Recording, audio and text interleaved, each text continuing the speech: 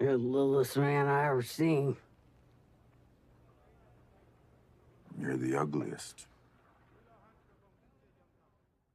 ഒരു dark and gritty unforgettable characters ഉള്ള ഒരു വെസ്റ്റേൺ സിനിമയാണോ നിങ്ങൾ തിരയുന്നത്?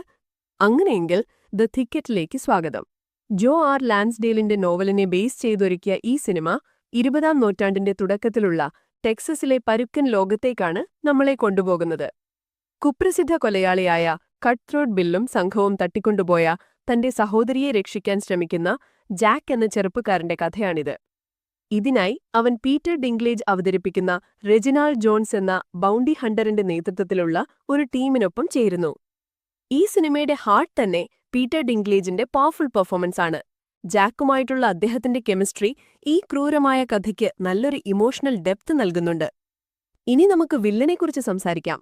ജൂലിയറ്റ് ലൂയിസ് അവതരിപ്പിച്ച കട്ട് ത്രോട്ട് ബിൽ എന്ന കഥാപാത്രം ശരിക്കും ചില്ലിംഗ് ആണ്.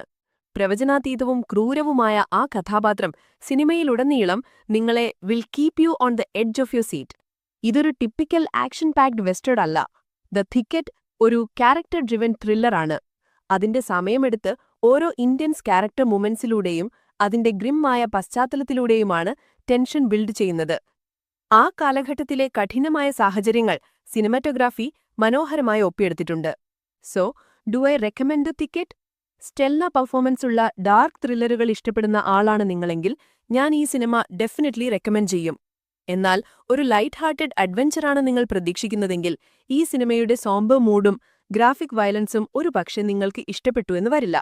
ഇതൊരു ഗ്രിപ്പിംഗ്, അൺസെറ്റ്ലിംഗ് എക്സ്പീരിയൻസ് ആണ്. സർവൈവലിന്റെയും പ്രതികാരത്തിന്റെയും ഈ കഥ സിനിമ കഴിഞ്ഞാലും നിങ്ങളെ വേട്ടയാടും.